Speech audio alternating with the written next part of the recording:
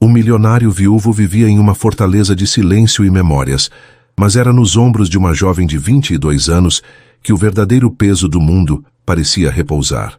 Luísa alisou o tecido simples de sua blusa, o coração batendo um ritmo frenético contra as costelas.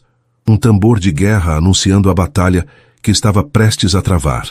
Diante do portão de ferro forjado, tão alto e imponente quanto a muralha de um castelo, ela respirou fundo o ar frio da manhã. Cada passo para dentro daquela propriedade seria um passo para mais longe de quem ela era, e um passo para dentro de uma mentira cuidadosamente construída, tudo em nome de uma promessa sussurrada no leito de morte de sua melhor amiga. O emprego era sua única chance, mas o segredo que carregava era uma bomba relógio, e ela não sabia quanto tempo teria até que tudo explodisse.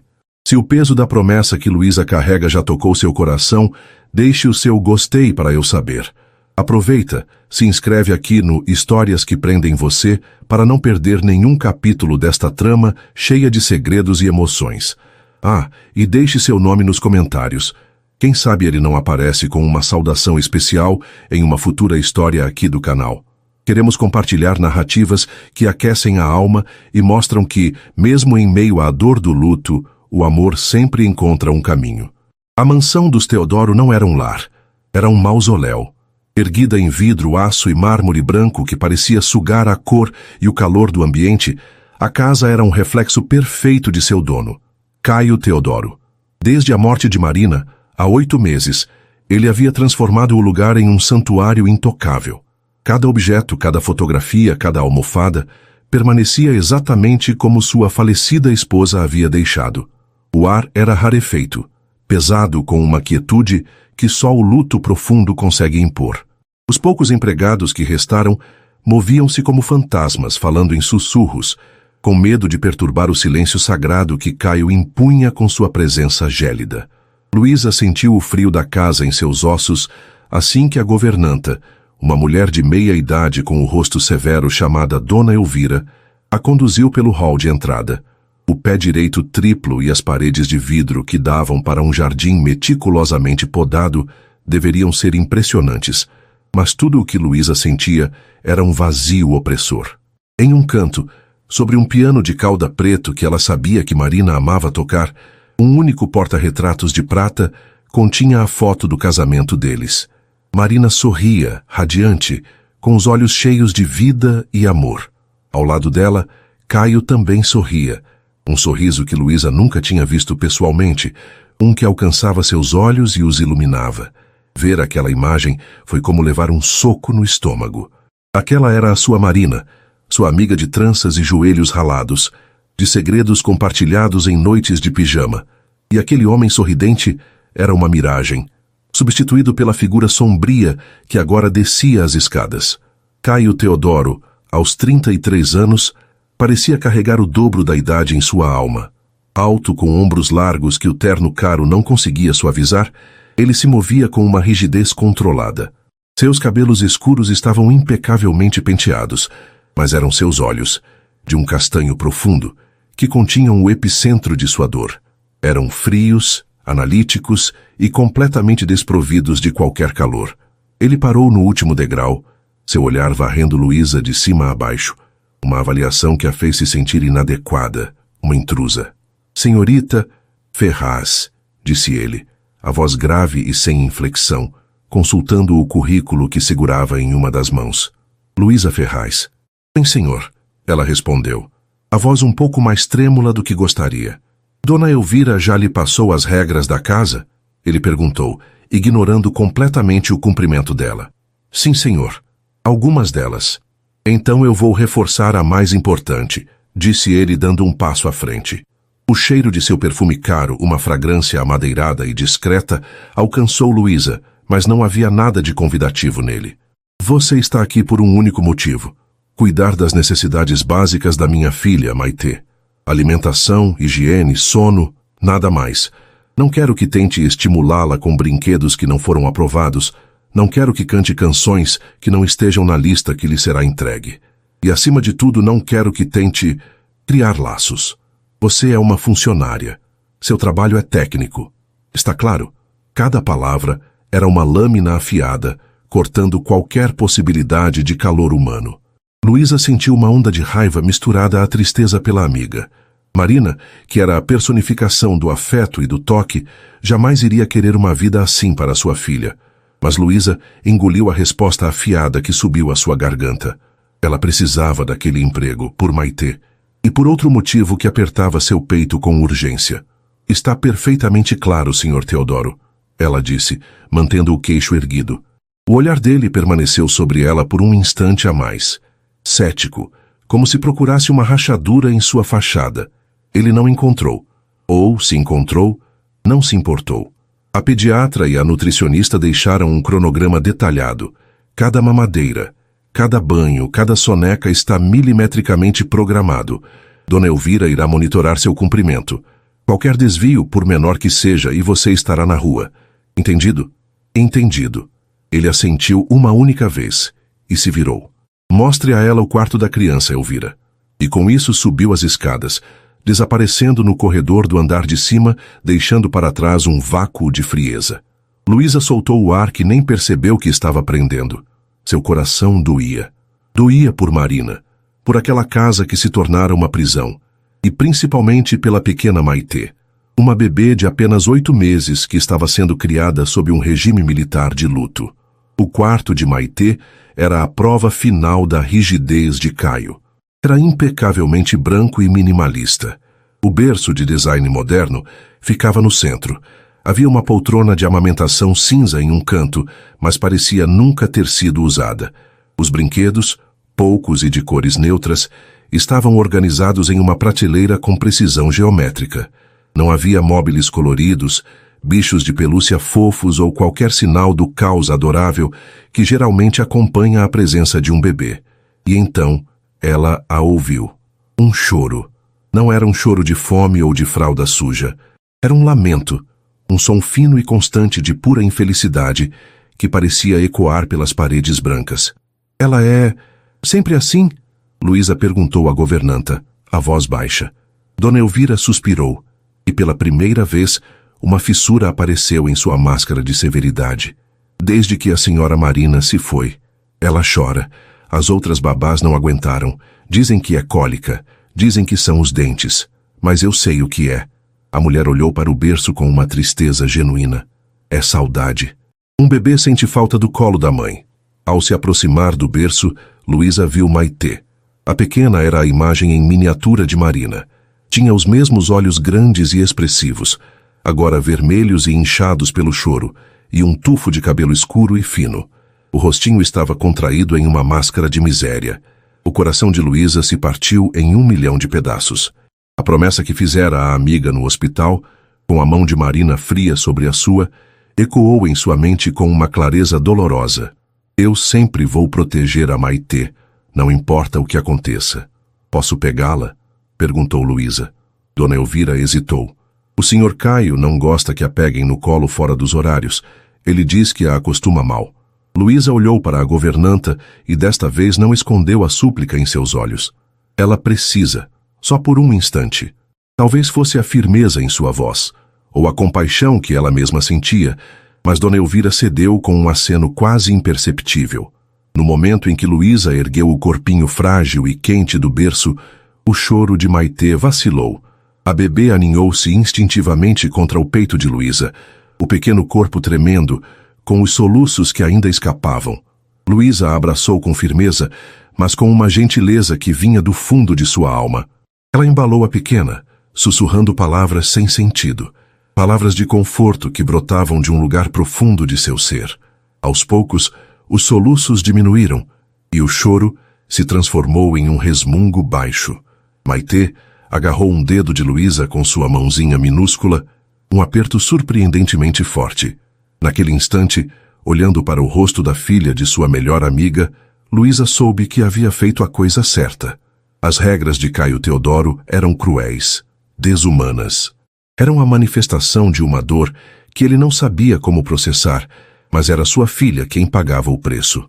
Luísa olhou para a porta, meio esperando que o pai da menina aparecesse, pronto para demiti-la em seu primeiro dia. Mas o corredor permaneceu silencioso. Ela passou as horas seguintes seguindo o cronograma à risca, mas com uma diferença fundamental. Ela o infundiu com um calor disfarçado.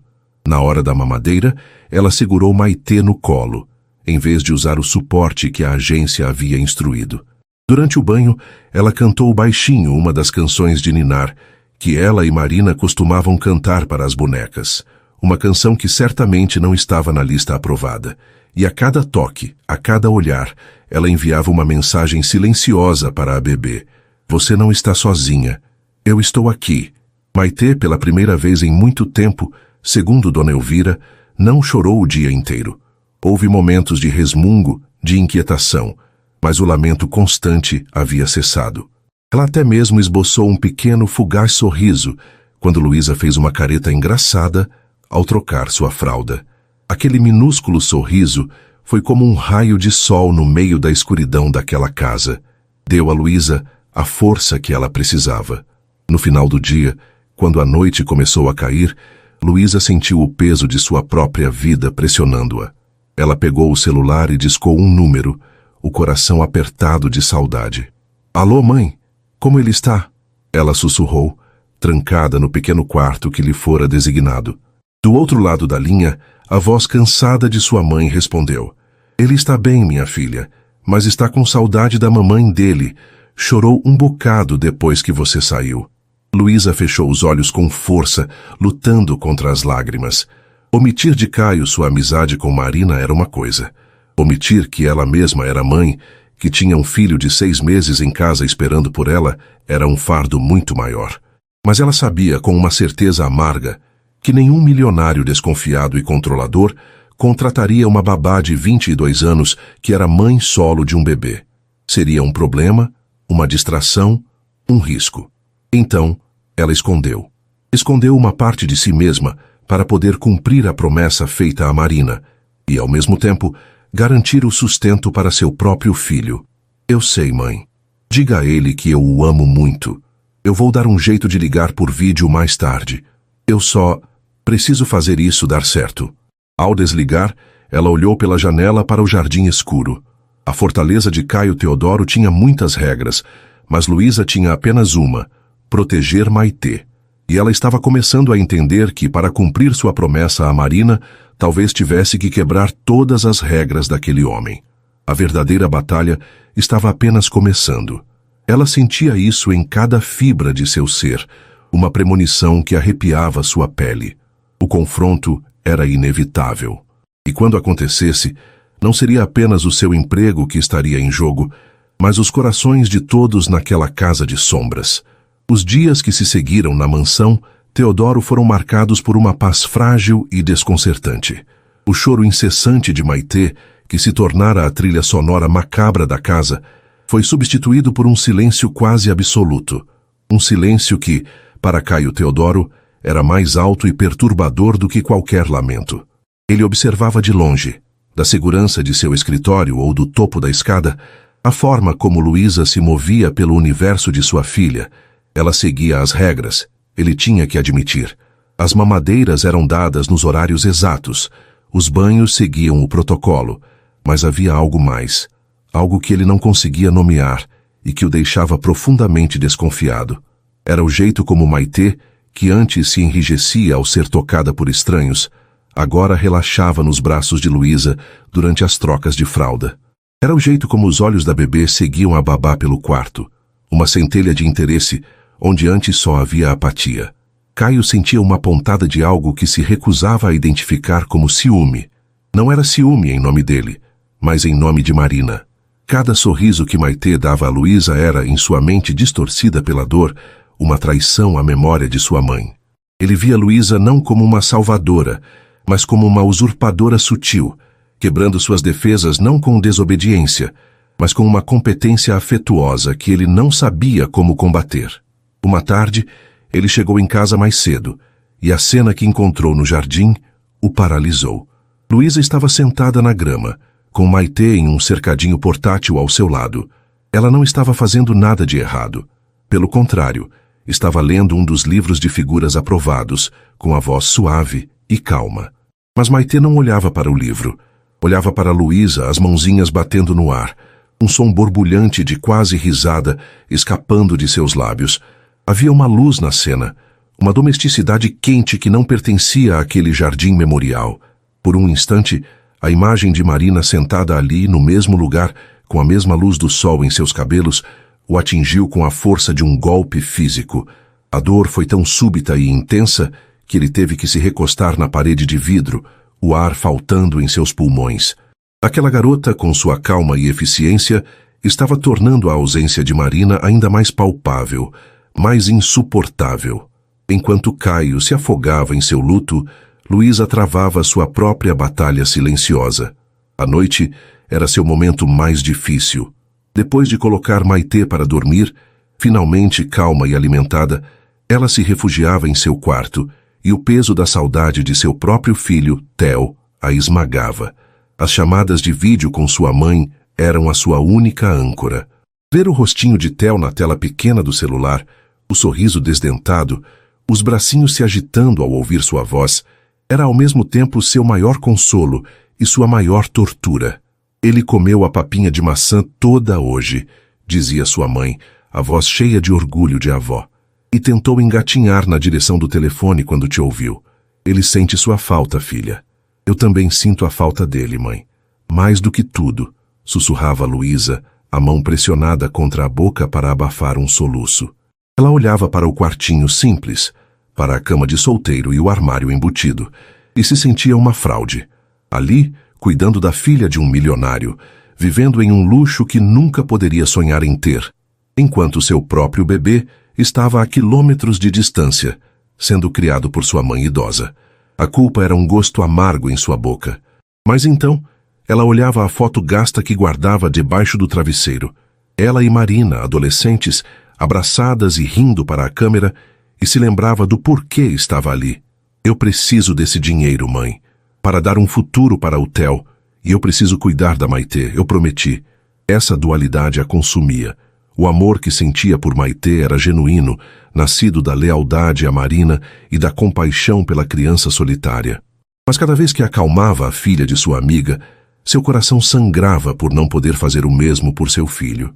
Era um sacrifício que a rasgava ao meio. A frágil paz da mansão. Teodoro se quebrou em uma terça-feira chuvosa. Maitê acordou com um choro diferente, agudo e sofrido. Suas gengivas estavam inchadas e vermelhas, e uma febre baixa começou a se instalar. Eram os dentes, um rito de passagem normal para qualquer bebê, mas na casa governada pela rigidez de Caio, transformou-se em uma crise de estado. Maitê se recusava a mamar. A dor em sua boca tornava a sucção insuportável. Luísa tentou de tudo que estava no manual. O mordedor resfriado aprovado, o gel analgésico prescrito pela pediatra. Nada funcionava. O choro da bebê era incessante, fraco e miserável. O cronograma, o Evangelho segundo Caio Teodoro, foi para o espaço. A cada mamadeira rejeitada, o pânico de Luísa crescia. Naquela noite, Caio a encontrou na cozinha, tentando inutilmente aquecer o leite pela terceira vez. A tensão no ar era palpável. Qual é o problema? Ele perguntou, a voz cortante, sem um pingo de preocupação, apenas acusação. Por que ela não está seguindo o cronograma? São os dentes dela, senhor Teodoro. Ela está com dor e com febre. É normal que perca o apetite, explicou Luísa, tentando manter a calma. Normal? Ele zombou, uma sobrancelha arqueada. Não há nada de normal nesta casa. Seu trabalho é garantir que ela seja alimentada. O que você fez de diferente? A injustiça da acusação a atingiu. Eu não fiz nada. Eu segui todas as suas regras, cada maldita instrução. Mas ela é um bebê, não uma máquina. Ela sente dor. Não levante a voz para mim, ele disse dando um passo à frente, sua presença preenchendo a cozinha. A pediatra foi clara. A nutrição é fundamental. Se ela não está comendo, a culpa é sua. Você não está sendo competente o suficiente. As palavras a feriram, mas foi o olhar frio e desumano dele que quebrou algo dentro dela. Ele não via a filha que sofria, apenas uma falha em seu sistema perfeitamente controlado. Ele não via a babá exausta e preocupada, apenas uma funcionária incompetente. Talvez se o senhor passasse 5 minutos com a sua filha, veria que ela precisa de conforto, não de um cronograma. Ela retrucou, a voz tremendo de raiva contida. O rosto de Caio se fechou em uma máscara de fúria gelada. Não ouse me dizer como devo ou não criar minha filha. Você não sabe nada sobre mim, sobre minha dor, ou sobre o que eu prometi à minha esposa. Ele apontou um dedo para ela. Resolva isso. Agora. Ou pela manhã, você não trabalha mais aqui. Ele se virou e saiu, deixando-a sozinha com a mamadeira inútil. O som do choro de Maitê vindo da babá eletrônica e o coração martelando no peito. As lágrimas de frustração e raiva escorreram por seu rosto. Ela se sentia encurralada, impotente. A noite se arrastou, transformando-se em um inferno de choro e desespero. Luísa tentou de tudo. Embalou Maitê por horas, andando de um lado para o outro no quarto branco e estéril. Cantou todas as canções de ninar que conhecia, as aprovadas e as proibidas, sussurrando-as como orações. Deu o remédio na hora certa. Ofereceu a mamadeira a cada meia hora. Mas a bebê, exausta e sofrendo, mal tinha forças para chorar, emitindo agora apenas um gemido fraco e contínuo, que era 1000 vezes pior do que os gritos. Luísa sentou-se na poltrona cinza, com o corpinho febril de Maitê em seus braços. A respiração da bebê era superficial, e seus lábios estavam secos. O pânico começou a se transformar em um medo real. Maitê estava ficando desidratada. Ela olhou para o relógio. Passava das 3 da manhã. O silêncio no resto da casa era absoluto. Caio estava em seu quarto, provavelmente dormindo, alheio ao sofrimento real que acontecia sob seu teto. Foi então que o instinto de Luísa, o instinto de mãe que ela tentava suprimir, gritou mais alto do que o medo de ser demitida. Ela olhou para o rosto pequeno e sofredor de Maitê e não viu mais a filha de seu chefe. Viu a filha de Marina.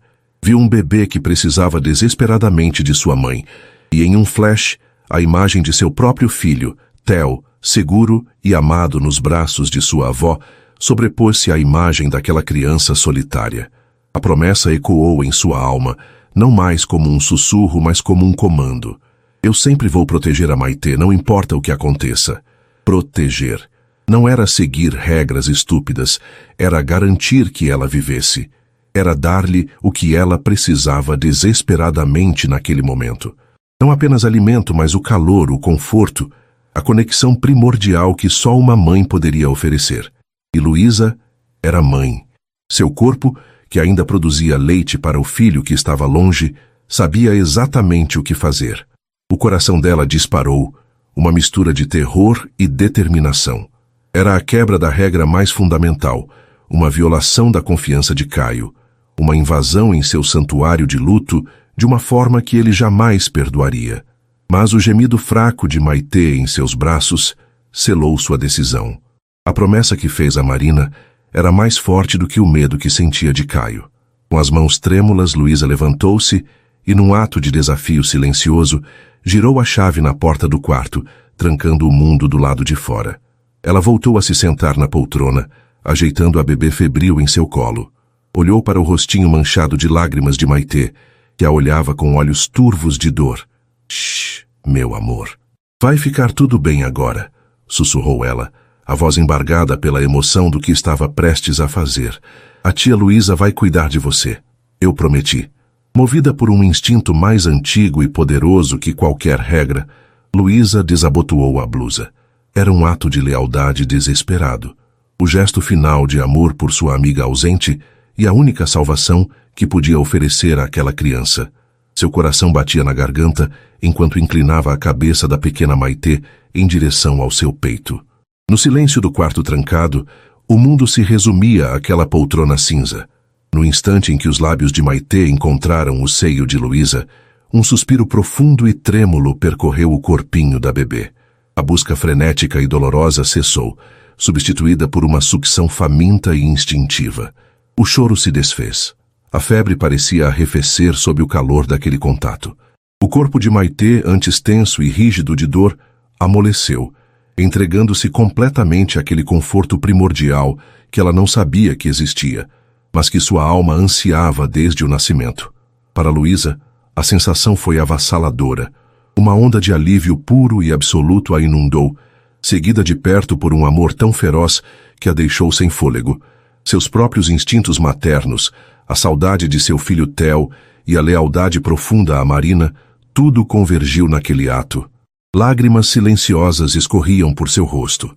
Lágrimas de tristeza por sua amiga, que nunca poderia viver aquele momento. Lágrimas de compaixão pela criança órfã. E lágrimas de uma estranha e poderosa sensação de dever cumprido. Ela fechou os olhos, embalando a cabeça de Maitê com a mão, sentindo a paz que finalmente se instalara no quarto. Pela primeira vez em dias, a filha de Marina estava quieta, satisfeita, segura. Naquele momento, o risco que corria pareceu pequeno perto da certeza de que salvara a pequena de uma noite de sofrimento atroz. Enquanto a paz reinava no quarto de Maitê, a tormenta se formava no coração de Caio Teodoro. Ele não conseguia dormir. As palavras cruéis que dissera a Luísa ecoavam em seu escritório, onde se refugiara com um copo de uísque. Resolva isso, ele ordenara. Mas o choro continuara, um lembrete agudo de sua própria impotência. E então, por volta das 3 da manhã, o som cessou.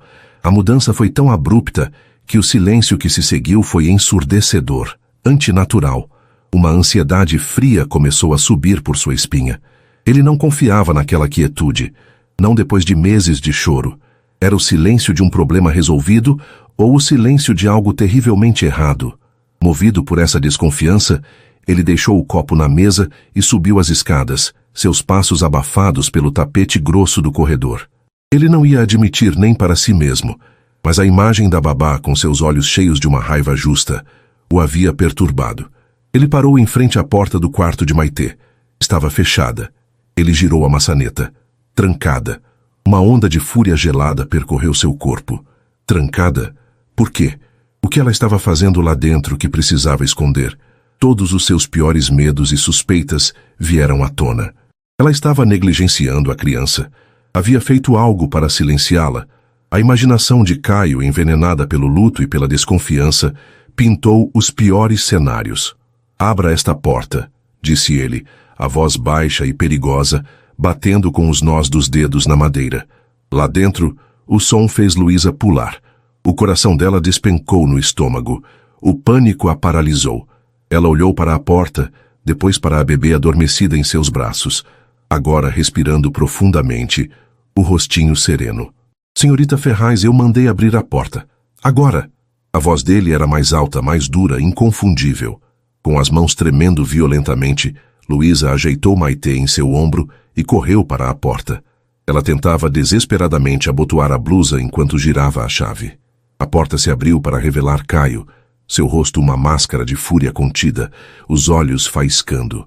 O olhar dele passou por ela e focou na cena. A poltrona, a blusa dela, ainda entreaberta, a mancha úmida de leite em seu sutiã. A forma como Maitê dormia profundamente em seu ombro, um sono de pura saciedade. Ele não precisava de mais nada. A compreensão do que ela havia feito o atingiu, mas sua mente não registrou como um ato de caridade. Registrou como a mais profunda e profana violação. O tempo pareceu congelar. O ar ficou pesado, elétrico. Ele a flagrara. A cena da thumbnail, a cena de seu pior pesadelo, estava acontecendo em tempo real. A fúria dele não explodiu em gritos. Pelo contrário, implodiu, tornando-se algo muito mais frio e letal. Sua voz, quando finalmente falou, era quase um sussurro, o que a tornava ainda mais aterrorizante. O que você pensa que estava fazendo? Luísa recuou um passo, o corpo inteiro tremendo. Ela não parava de chorar. Ela estava com febre, não comia nada. Eu não sabia mais o que fazer. Cale a boca, ele sibilou, os olhos escuros cravados nela com um nojo que a fez se sentir suja. Não ouse tentar justificar essa perversão. Não é perversão, é alimento, é conforto. Era o que ela precisava. Luísa gaguejou, as lágrimas brotando em seus olhos. O que ela precisava era da mãe dela. Ele rosnou, a voz finalmente ganhando força. E você não é ela, você não é nada. Você é uma funcionária que acabou de cruzar uma linha que nem deveria existir. Você acha que pode entrar na minha casa e tomar o lugar dela, amamentando a minha filha? Quem você pensa que é? A acusação era tão monstruosa, tão longe da verdade de suas intenções, que Luísa não conseguiu responder. Ela apenas balançou a cabeça, os soluços agora sacudindo seu corpo. Pegue suas coisas, disse ele, o tom novamente gelado. Final. Você tem 5 minutos. Quero você fora da minha casa. Mas... Maitê, ela começou olhando para a criança adormecida em seu ombro. Não se atreva a dizer o nome dela de novo. Coloque-a no berço, com cuidado. É a última vez que você vai tocar na minha filha. A ordem era implacável. Com o coração partido, Luísa caminhou até o berço como se estivesse em um pesadelo. Ela depositou Maitê com uma delicadeza infinita, ajeitando o cobertor sobre o corpinho adormecido. Um último olhar para o rosto sereno da bebê, e ela se virou. Caio estava parado na porta, de braços cruzados, um guarda de prisão. Seu quarto. Agora, ele ordenou. Ela passou por ele, sentindo o desprezo que emanava dele como uma aura física. Em seu pequeno quarto, ela jogou suas poucas roupas e pertences dentro de sua mochila de forma desajeitada, as lágrimas cegando sua visão. Cada segundo era uma agonia. A humilhação era um fogo que queimava sua pele. Ele ficou ali, na porta, observando cada movimento, como se para se certificar de que ela não roubaria os talheres de prata. A presença dele era uma acusação silenciosa e constante. A governanta, Dona Elvira, apareceu no corredor atraída pela tensão. Seu rosto mostrava um choque pálido ao ver a mochila de Luísa e a fúria congelada no rosto de Caio. Seus olhos encontraram os de Luísa por um segundo, cheios de uma compaixão que ela não podia expressar. Acompanhe-a até a porta, Elvira, e certifique-se de que o portão se feche atrás dela, disse Caio, sem desviar o olhar de Luísa. Com a mochila nas costas e a dignidade em farrapos, Luísa seguiu a governanta pelo corredor silencioso, descendo a grande escadaria de mármore. Cada passo era um eco de seu fracasso. Ela falhara com Marina, falhara com Maitê, e agora, no meio da madrugada, estava sendo expulsa sem ter para onde ir, com o coração em frangalhos. No hall de entrada, sob o olhar frio da fotografia de Marina, Caio a alcançou. Ele segurou o braço dela, o aperto firme, quase doloroso, para garantir que ela continuasse andando em direção à porta da frente. Eu nunca mais quero ver seu rosto na minha propriedade ou em qualquer lugar perto da minha família. Está claro? Ele disse, a voz baixa e cheia de ameaça. Foi naquele momento que algo dentro de Luísa se rompeu. A dor, a humilhação, a injustiça, o luto suprimido por sua melhor amiga, tudo veio à tona em uma onda incontrolável. Ela parou bruscamente, arrancando o braço de seu aperto. Ela se virou para ele, o rosto molhado de lágrimas, mas os olhos, antes cheios de medo, agora ardiam com uma fúria própria. Não! Ela gritou, a voz ecoando no silêncio sepulcral da mansão. Não está claro. Nada está claro para você. Caio a encarou, pego de surpresa pela súbita explosão de desafio. Você se esconde atrás da sua dor e das suas regras e acha que isso é honrar a memória dela? Você acha que a Marina ia querer isso? Uma filha infeliz, uma casa que é um túmulo? Você não entende nada. Ela soluçou, o peito arfando. Eu já disse para você não falar da minha esposa. Ele retrucou dando um passo ameaçador em sua direção. Mas Luísa não recuou. A verdade era a única arma que lhe restava. Era hora de detonar a bomba relógio que carregava desde o primeiro dia. Sua esposa? Ela gritou, a voz embargada de dor e raiva. A Marina não era apenas a sua esposa. Ela era a minha melhor amiga, e eu prometi a ela. No hospital, no último dia, eu jurei no leito de morte dela que eu cuidaria da sua filha. A revelação caiu no ar como uma pedra, estilhaçando o silêncio e a ordem que Caio tanto prezava. Ele congelou, o rosto empalidecendo, a expressão de fúria dando lugar a um choque absoluto e incrédulo.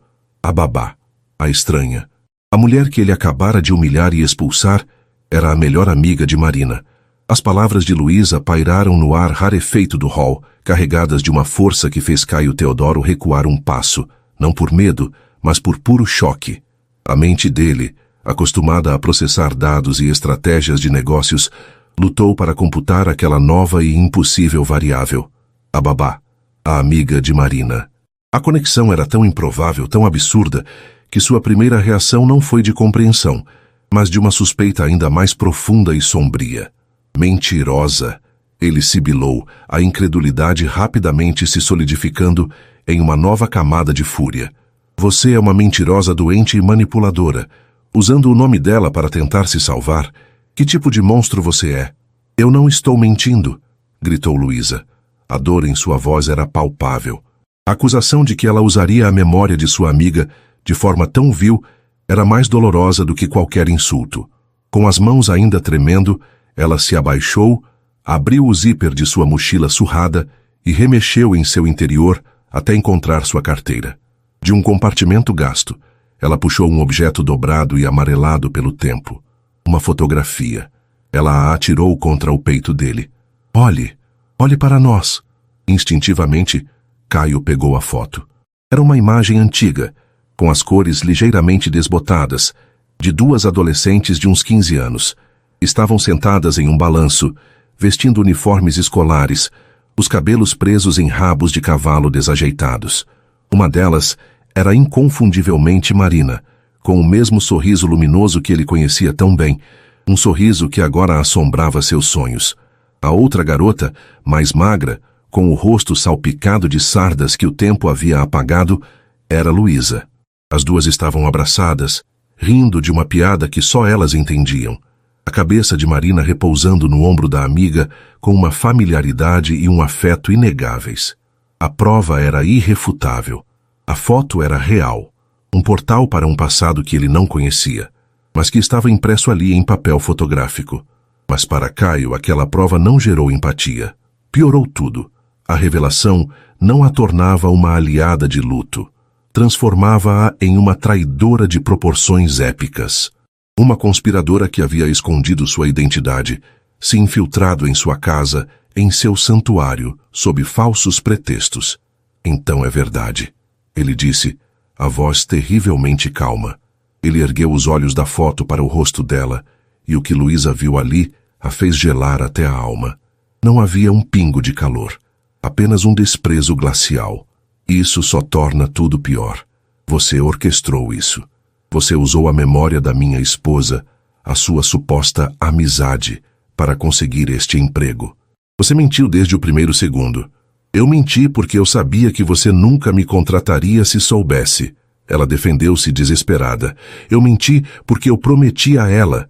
Minha promessa era proteger a Maitê, garantir que ela ficasse bem, não importa o que acontecesse. Proteger? Ele riu, um som seco e sem humor. Você chama aquilo lá em cima de proteger? Aquilo foi uma tentativa de se colocar no lugar dela, de apagar a Marina. Eu também fiz uma promessa, senhorita Ferraz. Eu prometi à minha esposa no leito de morte dela que ninguém jamais a substituiria como mãe da nossa filha. E você, com sua arrogância, achou que podia simplesmente assumir esse papel. O duelo estava estabelecido. Duas promessas, feitas à mesma mulher, agora em guerra aberta no meio daquele hall suntuoso e frio. Uma promessa de proteção contra uma promessa de exclusividade. Um juramento de amor ativo contra um juramento de luto passivo. Você está tão cego pela sua dor que não consegue ver nada, chorou Luísa. Proteger a Maitê não é apagar a Marina, é honrá-la. Manter a filha dela segura e amada é a única coisa que importa. Ela está sofrendo nesta casa. Ela precisa de calor, de afeto, coisas que suas regras estúpidas proíbem. Saia, disse ele a palavra final, cortando o ar como uma guilhotina. Ele guardou a fotografia no bolso do paletó, como se a estivesse confiscando. Eu não vou repetir. Eu vira a porta. Desta vez, não havia mais nada a ser dito. A verdade não a salvara. A condenara. Com o corpo pesado de derrota, Luísa se virou e caminhou em direção à saída. A chuva batia contra as janelas de vidro, um reflexo da tempestade dentro dela. A porta de carvalho maciço se abriu, revelando a noite escura e molhada. Ela não olhou para trás. O som da porta se fechando foi seco. O clique da tranca. Final. E então, o som metálico e pesado do grande portão de ferro se fechando à distância, selando-a do lado de fora. Sozinha. No meio da madrugada.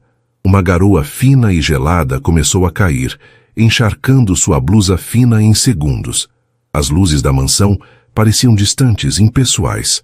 Ela estava na rua, sem dinheiro para um táxi, o ponto de ônibus mais próximo a uma longa caminhada de distância. As lágrimas que ela segurara agora corriam livremente, misturando-se com a chuva em seu rosto. Ela se encolheu sob a pequena marquise de um muro, o corpo tremendo de frio e de soluços. O fracasso era um gosto amargo em sua boca. Ela falhou com Marina.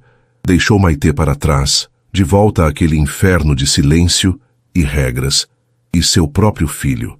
O que ela diria à sua mãe, que havia sido demitida no meio da noite? Ela pegou o celular, as mãos trêmulas, dificultando o desbloqueio da tela. Discou o número de casa. Filha, o que aconteceu? Por que está sussurrando? A voz sonolenta de sua mãe do outro lado da linha era uma faca em seu coração. Mãe, Ela não conseguiu terminar. Um soluço alto atraiu. Eu estraguei tudo, mãe. Tudo. De volta à fortaleza, Caio Teodoro sentia uma satisfação amarga e vazia. A intrusa fora expulsa. A ordem fora restaurada. Ele subiu as escadas, a casa novamente imersa em seu silêncio aprovado. Ele entrou no quarto de Maitê para verificar se a criança ainda dormia. O cheiro sutil de Luísa, um perfume barato de baunilha misturado ao cheiro de leite materno, ainda pairava no ar. O cheiro o enfureceu. Ele abriu uma janela, deixando o ar frio e úmido da noite entrar, como se para purificar o ambiente. A paz durou exatos 7 minutos. Começou com um resmungo, depois um gemido, e então um grito. Mas não era o choro de antes. Era um som diferente, um grito agudo, de pânico e abandono. Maitê acordara. E a fonte de seu conforto, de sua segurança, de seu alimento, havia desaparecido. Caio se aproximou do berço. Shhh, está tudo bem. O papai está aqui. Sua voz, tensa e desajeitada, só piorou a situação. Maitê olhou para ele com os olhos arregalados de terror e seu choro dobrou de volume, tornando-se um berro ensurdecedor. Ela sentia a falta do cheiro, do toque, do calor da mulher que a segurara. Aquele homem, com seu cheiro de uísque e frieza, era o oposto de tudo o que a acalmara. Ele a pegou no colo. O corpinho dela se enrijeceu, arqueando-se para longe dele, como se seu toque a queimasse. Ele tentou embalá-la, mas seus movimentos eram mecânicos, desajeitados. A cada tentativa, os gritos dela ficavam mais desesperados. A mamadeira foi oferecida e violentamente empurrada para longe pela mãozinha trêmula da bebê. Dona Elvira apareceu na porta, o rosto vincado de preocupação. Senhor, quer que eu tente? Faça alguma coisa, ele ordenou, entregando a criança aos braços da governanta com um alívio mal disfarçado. Mas Maitê não queria Dona Elvira. Ela não queria ninguém. Ela queria Luísa. O choro continuou, implacável, ecoando pela casa inteira, um alarme de incêndio que ninguém conseguia desligar. A ordem de Caio, seu precioso controle, havia se desintegrado em menos de meia hora. A casa não era mais um mausoléu silencioso, era um hospício de lamentos infantis. Derrotado, Caio desceu para seu escritório. O choro da filha, amplificado pela babá eletrônica em sua mesa, era uma tortura. Ele se sentou em sua cadeira de couro, a cabeça entre as mãos, a enxaqueca começando a pulsar em suas têmporas. Seu sistema perfeito era uma farsa. Suas regras eram inúteis. Ele, o poderoso Caio Teodoro, que controlava um império de negócios, não conseguia controlar o sofrimento de sua própria filha. Seu olhar caiu sobre o bolso do paletó. Com os dedos hesitantes, ele retirou a fotografia. Olhou novamente para a imagem das duas meninas rindo, felizes, ignorantes da tragédia que o futuro lhes reservava. A melhor amiga de Marina. Ele a havia jogado na rua, no meio da noite chuvosa. E as consequências de seu ato estavam gritando no andar de cima. Um grito particularmente agudo de Maitê veio pelo monitor, um som de pura agonia. Caio estremeceu. Ele olhou para a foto em sua mão, para o rosto sorridente da mulher que ele amara e da garota a quem ela confiara. A promessa dele era manter Marina insubstituível. A promessa dela era proteger Maitê. E naquele momento, no meio do caos e do choro, uma verdade terrível e insuportável começou a se infiltrar em sua mente. E se, para cumprir a sua promessa, ele precisasse desesperadamente da promessa dela? O pensamento era tão repulsivo, tão humilhante, que ele sentiu um gosto amargo na boca. Mas o choro continuava, perfurando sua armadura de orgulho, deixando-o nu com seu fracasso, A noite em que Luísa foi expulsa se dissolveu em um dia cinzento e exaustivo, e a mansão Teodoro, antes um santuário de silêncio controlado, tornou-se a antessala do inferno. O choro de Maitê não cessou. Transformou-se em uma presença física, uma onda sonora de miséria que se infiltrava por debaixo das portas, vibrava nos vidros das janelas e ecoava na cabeça de Caio como um martelo incessante. Ele não dormiu, não comeu. Permaneceu em seu escritório, ouvindo pelo monitor cada grito, cada soluço, cada gemido de sua filha. Cada som era uma acusação direta, um testemunho de seu fracasso monumental. Dona Elvira e a outra empregada, uma jovem chamada Cida, revezavam-se na tentativa inútil de acalmar a bebê. Elas a embalaram, ofereceram mamadeiras que eram rejeitadas com fúria, trocaram suas fraldas enquanto ela se contorcia e gritava. Mas Maitê não queria ser consolada. Ela queria ser encontrada. Seu pequeno corpo estava em uma busca desesperada pelo cheiro, pelo calor e pelo conforto que haviam sido arrancados dela no meio da noite. No final da tarde, a bebê estava rouca, os olhos tão inchados que mal conseguiam abrir, e seu corpinho tremia de exaustão e fome. Foi Dona Elvira quem finalmente teve a coragem de confrontar o patrão. Ela entrou no escritório sem bater, o rosto pálido e vincado de preocupação.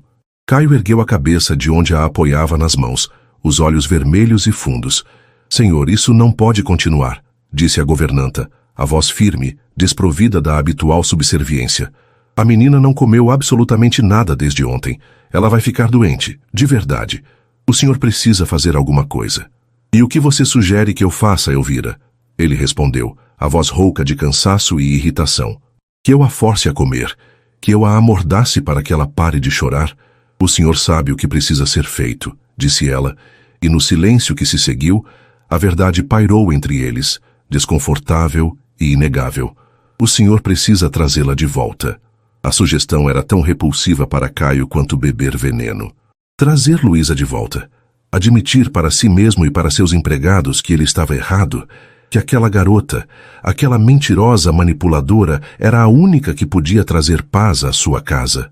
O orgulho dele se rebelou, uma muralha de arrogância que se recusava a ceder. Isso está fora de questão, ele declarou levantando-se. Ela quebrou todas as regras de confiança. Ela não pisa mais nesta casa. Chame a pediatra, a doutora Arantes. Quero-a aqui imediatamente. 1 hora depois, a doutora Arantes, uma mulher experiente e sem papas na língua, terminava de examinar Maitê. Ela ouviu o coração da bebê, verificou suas mucosas, sentiu sua fontanela. Seu rosto, inicialmente profissional, tornou-se grave. Ela se virou para Caio, que esperava no canto do quarto de braços cruzados, uma estátua de ansiedade e teimosia. Caio, o que aconteceu nesta casa? Ela perguntou, o tom direto, sem rodeios. O que quer dizer? São os dentes, como a babá disse. Não, não é só isso. Ela o cortou. A Maitê está desidratada, estressada e profundamente infeliz. O estado dela não é apenas físico, é emocional. Ela está regredindo. Eu a vi há 1 semana e ela estava melhorando. Agora, parece que voltamos 10 casas. O que mudou nas últimas 24 horas? Caio engoliu em seco. A verdade era uma pedra em sua garganta. A babá não deu certo. Eu a demiti. A doutora Arantes o encarou por um longo momento, seus olhos inteligentes parecendo ver através dele.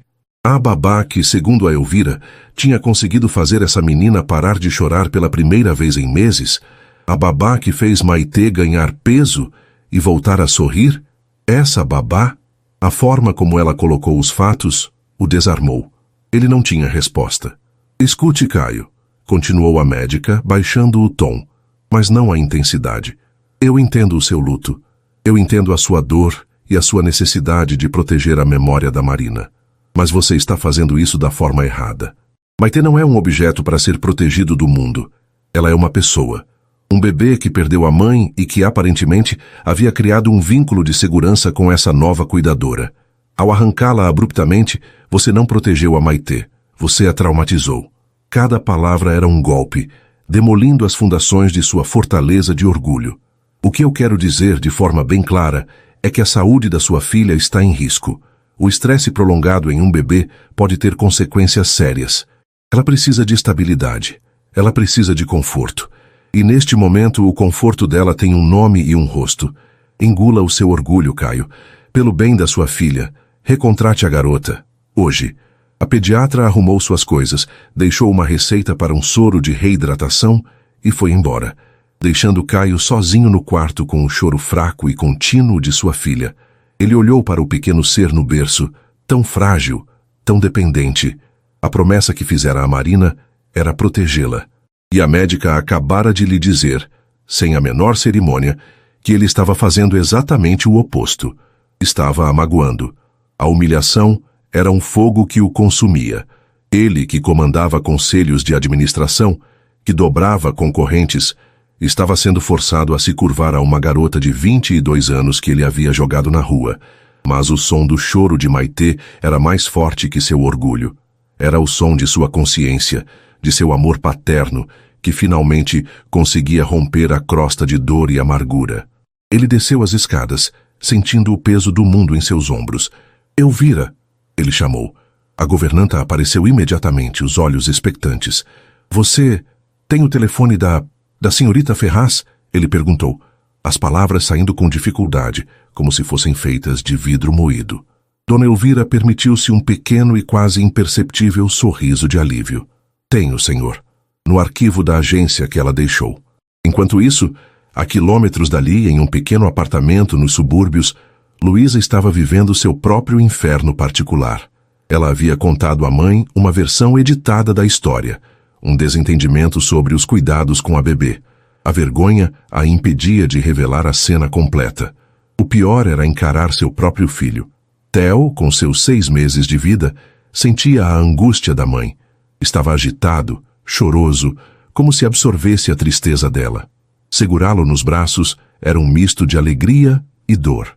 Ela o amava tanto, e era por ele que se submetera àquela situação, e agora estava de volta à estaca zero, desempregada, com as contas se acumulando e o futuro mais incerto do que nunca.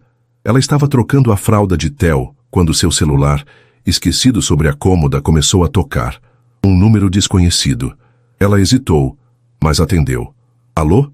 Houve uma pausa do outro lado da linha, e então uma voz que ela reconheceu imediatamente, uma voz que fez seu estômago se contrair em um nó. Senhorita Ferraz, é Caio Teodoro. Luísa congelou. O que ele poderia querer? Humilhá-la mais? Ameaçá-la para que ficasse longe? Uma onda de raiva protetora a invadiu. O que você quer? Ela respondeu, a voz fria, desprovida de qualquer respeito. Outra pausa. Ela podia quase ouvir a batalha que ele travava consigo mesmo do outro lado. Eu preciso que você volte, disse ele, a frase saindo apressada, como se arrancada à força. Luísa quase riu da audácia. Voltar? Para ser humilhada de novo? Para ser tratada como lixo? Acho que não. Não é um pedido pessoal, ele disse rapidamente o tom defensivo. É uma questão profissional. Maitê, ela não está bem, ela não come. A pediatra insistiu.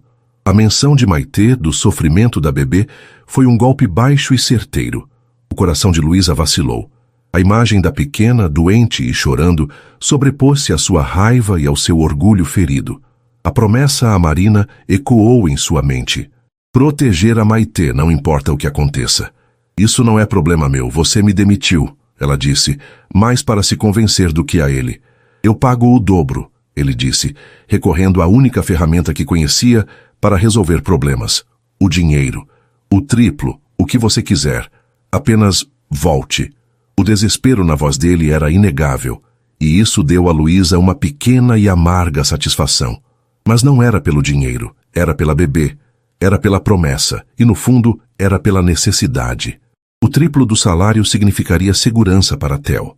Significaria sair do aluguel, talvez até um plano de saúde. A oferta era irrecusável, por todos os motivos. Ela respirou fundo, fechando os olhos. As coisas vão ser diferentes, disse ela, a voz agora firme, assumindo o controle da situação pela primeira vez. Eu terei autonomia para cuidar da Maitê como eu achar melhor, seguindo as orientações médicas, não as suas regras. Eu não serei mais vigiada ou questionada a cada passo. E nunca mais você vai levantar a voz para mim ou me tratar daquela forma.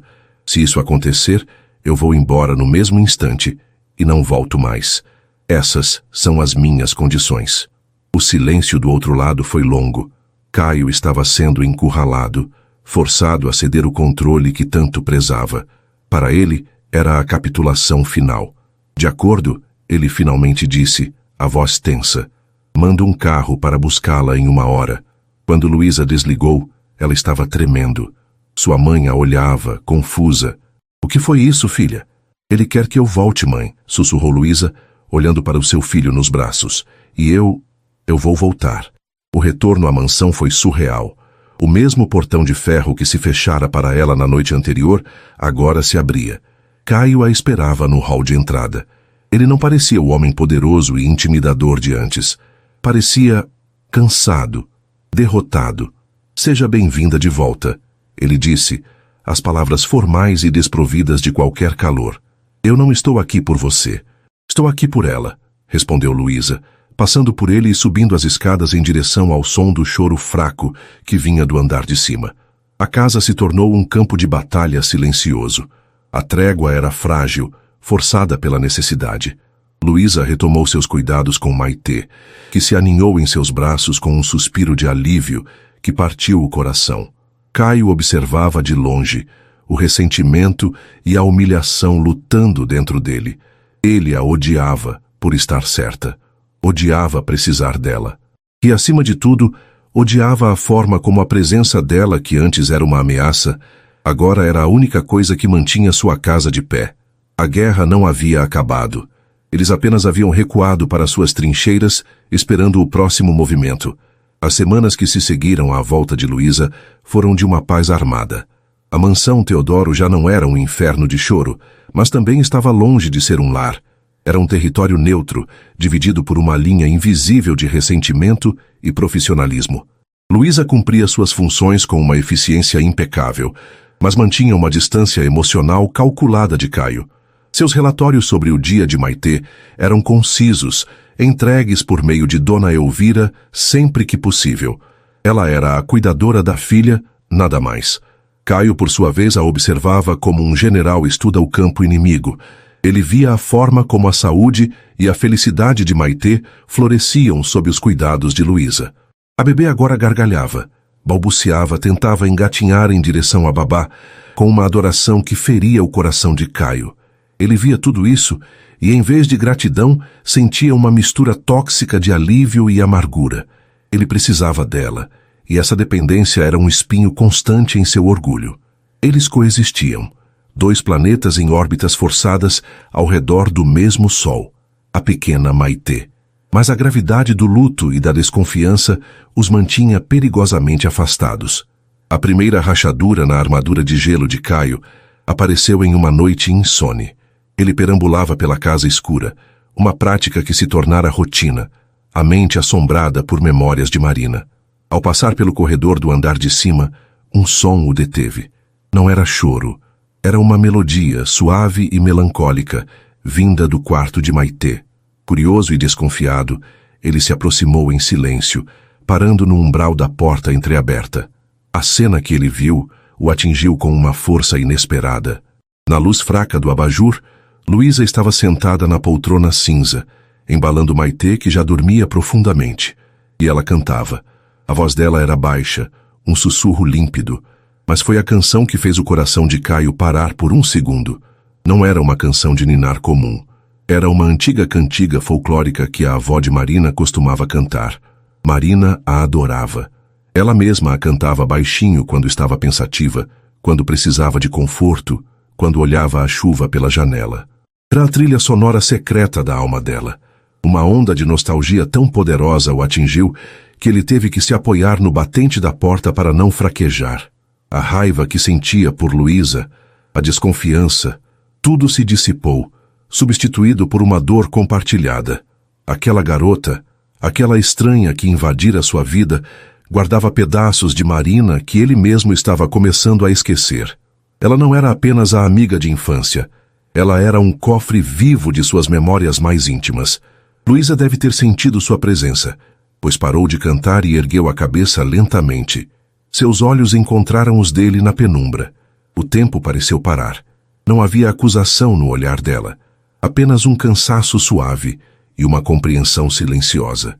E no olhar dele, pela primeira vez, não havia fúria, apenas uma vulnerabilidade crua. Eles ficaram ali, se encarando por um longo momento, unidos pelo fantasma da mulher que ambos amaram. Não trocaram uma única palavra. As palavras não eram necessárias. Naquele silêncio, um entendimento mútuo nasceu. Ambos sentiam falta da mesma pessoa. Caio deu um aceno quase imperceptível, um gesto de reconhecimento, de trégua. Ele mesmo não sabia. E então, ele se virou e se afastou, deixando Luísa com o coração batendo um pouco mais rápido. A hostilidade dele começara a derreter. A segunda rachadura apareceu dias depois, sob o sol quente da tarde. Do seu escritório, cuja parede de vidro dava para o jardim, Caio viu Luísa brincando com Maitê na grama. Ele não conseguiu evitar ouvir a voz dela, contando uma história para a bebê que balbuciava em resposta. Então, a sua mamãe, que era muito teimosa, achou que conseguiria carregar a bacia de glacê azul sozinha, contava Luísa, a voz cheia de um riso contido. Mas o chão da cozinha estava molhado e ela deu um escorregão. Foi glacê para todo lado. Eu fiquei parecendo um Smurf por 2 dias. Luísa riu, uma risada genuína, cristalina, que flutuou pelo ar e entrou pela janela entreaberta do escritório de Caio. E sem que ele percebesse, um sorriso escapou de seus próprios lábios. Um sorriso de verdade, o primeiro em muitos meses. A história era familiar. Marina a contara para ele em uma de suas primeiras noites juntos, rindo até as lágrimas. Impelido por um impulso que não tentou controlar, ele se levantou e saiu para o jardim. Ele se aproximou devagar, e a surpresa no rosto de Luísa quando ela o viu foi evidente. Não foi bem assim, disse ele, a voz surpreendentemente suave, quase divertida. Luísa ficou vermelha, pega de surpresa. Ah, não? Não, ele continuou, parando a uma distância respeitosa. A Marina me contou que quem caiu no lago tentando pegar um pato foi você. A história do glacê foi só para te provocar. Ele cruzou os braços, um brilho de divertimento nos olhos. Mas a parte em que ela escorregou e caiu sentada na bacia de glacê, essa parte ela convenientemente omitiu. O rosto de Luísa passou da surpresa para a mortificação e, finalmente, para a diversão. Ela jogou a cabeça para trás e riu, uma risada aberta e contagiante. E Caio, para o choque de ambos, riu junto com ela. Um riso baixo, um pouco enferrujado pela falta de uso, mas completamente genuíno. Naquele momento, sob o sol da tarde, o riso compartilhado quebrou uma barreira invisível e maciça. Ele não era mais apenas o chefe amargurado. Ela não era mais apenas a babá contratada. Eram 2 pessoas compartilhando uma lembrança calorosa da mulher que os unia. Ele começou a vê-la de verdade, não como a amiga da esposa ou a funcionária, mas como Luísa, uma mulher com uma luz e uma alegria que ele achava que nunca mais sentiria por perto. A armadura, já trincada, estava prestes a se estilhaçar, e o golpe final veio em uma madrugada febril. Maitê estava com uma reação a uma vacina, a febre alta e a irritação a deixando inconsolável. O fantasma da crise anterior pairou no ar, mas desta vez tudo era diferente. Caio não se refugiou em seu escritório. Ele ficou. Ele entrou no quarto e encontrou Luísa tentando medir a temperatura da bebê que se debatia. Deixa que eu a seguro, disse ele.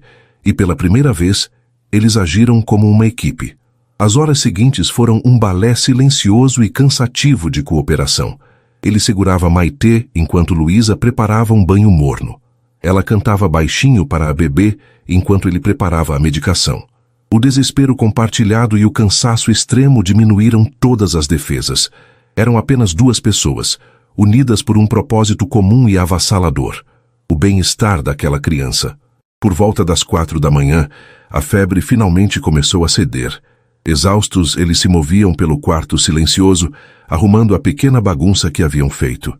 Ao se virarem na direção do trocador para pegar um pano, ambos estenderam a mão ao mesmo tempo. A mão dele roçou na dela. Não foi um toque casual. Foi um contato pleno, a pele quente dele contra a dela.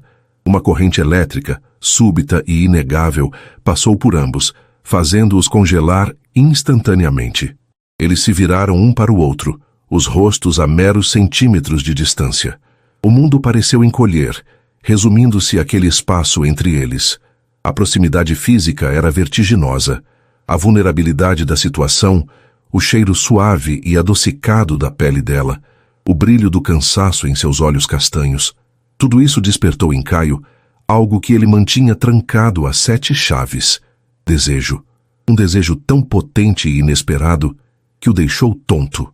Ele viu a dedicação dela, o amor genuíno por sua filha, a força silenciosa que ela carregava, e sentiu uma vontade avassaladora de cuidar dela, de protegê-la, de afastar as sombras de cansaço de seus olhos. O algo nele mudou, agora era claro como cristal. Seu coração, que ele acreditava ter sido enterrado com Marina, começou a bater por ela, por Luísa. Eles permaneceram imóveis, presos naquele olhar, a respiração suspensa.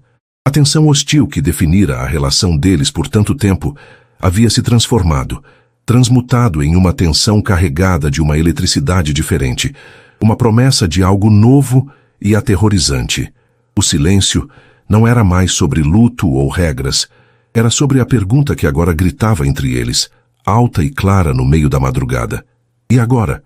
O toque acidental na penumbra do quarto de Maitê não foi o fim de algo, mas o início. O feitiço foi quebrado por Luísa, que puxou a mão para trás como se tivesse tocado em fogo, o rosto corando violentamente. Eu vou só verificar a temperatura dela mais uma vez. Ela sussurrou, a voz trêmula, virando-se para o berço como se fosse um porto seguro. Caio permaneceu imóvel, o lugar em sua mão onde a pele dela tocara a sua ainda formigando, quente. Ele a observou ajeitar o cobertor sobre Maitê, os movimentos dela graciosos e cheios de um carinho que o atingiu em cheio. Ele saiu do quarto sem dizer uma palavra, mas o silêncio que deixou para trás era mais barulhento do que qualquer discussão que já tiveram. O dia seguinte foi uma tortura de tensão não dita. O ar entre eles vibrava com a eletricidade da noite anterior. Evitavam o olhar um do outro, mas estavam hiperconscientes de cada movimento. Quando Luísa passava pelo corredor, Caio sentia o perfume suave dela, e seu coração tropeçava. Quando ele entrava na cozinha para pegar um café, Luísa sentia a presença dele atrás de si, e suas mãos ficavam incrivelmente desajeitadas. A casa, antes um campo de batalha frio, agora era um território minado de desejo e medo. Caio estava em guerra consigo mesmo.